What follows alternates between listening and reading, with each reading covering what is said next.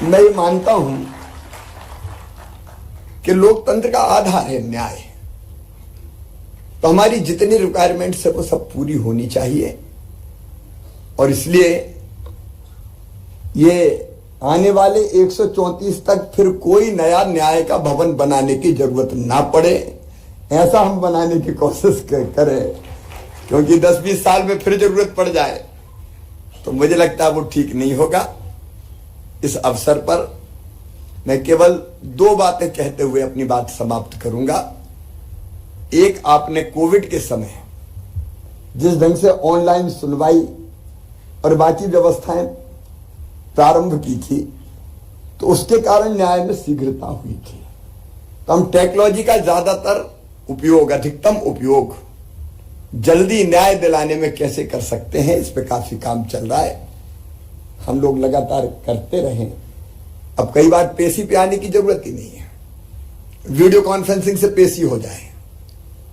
ये और नई व्यवस्थाएं हम कैसे सोच सकते हैं, इस पर हमको और विचार करके फैसले लेने चाहिए। और एक, मध्य प्रदेश में लोक अदालत की बहुत स्वस्थ परंपरा रही है, मैं बहुत बधाई देता हूं। लाखों मामले एक दिन में निपटाए, आपस में बातचीत करके उन मामलों को निपटाया जा सकता है। और इसलिए कोर्ट के बाहर कितने फैसले हो सकते हैं।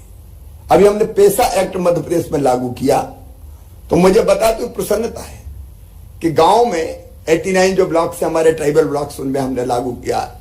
हमने जो शांति और विवाद निवारण समिति बनाई उनने कई मामले निपटा दिए। आपस में जो झगड़े होते थे, FIR होती थी, पुलिस आती थी, कोर्ट में मामले जाते थे। कई गांव में मैं ये बहुत सुखद समाचार आपको दे रहा हूं कि गांव के लोग बैठे, शांति और विवाद निवारण समिति, और कई मामलों का निपटारा कर दिया और पुलिस से कह दिया कि हमारे गांव में आने की जरूरत नहीं है। ये हमारे इस विश्वास को मजबूत करता है कि हम ठीक ढंग से प्रयास करें तो पंच परमेश्वर की व्यवस्था भी, मतलब कोर्ट के बाहर लोग आपस में बातचीत करके फैसले कर लें, वो बहुत प्रभावी हो सकती है। और उसके कारण छोटे छोटे मामले अदालत में क्यों आए, कोर्ट में क्यों आए, केस का बोझ क्यों बढ़े, पेंडेंसी क्यों बढ़े, इस पर भी हमको और विचार करके चाहिए। शीघ्र न्याय में केवल एक बात कई बार मन में लगती है कि कानून बन जाते हैं, जैसे मध्य प्रदेश में कानून बना कि मासूम बिटिया के साथ अगर कोई दुराचार करेगा तो सीधे उसको फांसी की सजा होगी। लेकिन प्रोसेस वो इतनी लंबी है कि राष्ट्रपति जी तक मामले पहुंचते हैं तो कई बार लोगों को निराशा होती कि हो तो गई, लेकिन इसके बाद यहाँ, उसके बाद एक स्टेप और, उसके बाद एक स्टेप और फिर दया याचिका तक जाता है। ऐसे जो बहुत गंभीर मामले हैं उनमें कैसे शीघ्र न्याय हो सके, ये विचार हमको और करना चाहिए। हम सब के लिए आनंद और प्रसन्नता का विषय है। 134 वर्ष पुरानी हमारी हाईकोर्ट की बिल्डिंग थी।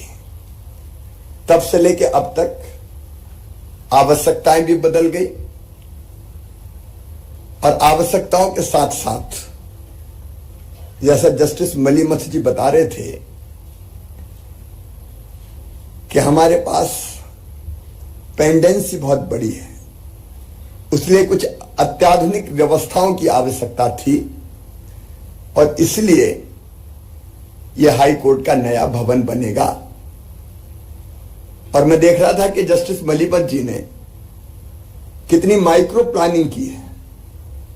जब वो बोल रहे थे तो कितने कोर्ट रूम होंगे, 61, कितनी कारों की पार्किंग होगी, फर्स्ट फ्लोर पे कौन सा हॉल होगा। इसका मतलब उनकी अच्छा भवन बने जो ठीक से न्याय दे सके, उसकी तरफ बहुत जबरदस्त थी। ऐसा लग रहा था न्यायाधीश नहीं, आर्किटेक्ट कोई बोल रहा है। लेकिन हम सब जानते हैं लोकतंत्र में व्यवस्थाओं पर भरोसा जनता करे, यह अत्यंत आवश्यक है। और व्यवस्थाओं पर भरोसा न्याय तंत्र के कारण होता है, सबको न्याय मिले। यह विश्वास अगर लोकतंत्र में है तो मैं मानता हूं कि लोकतंत्र ठीक चलता है और व्यवस्थाएं भी ठीक बनी रहती है।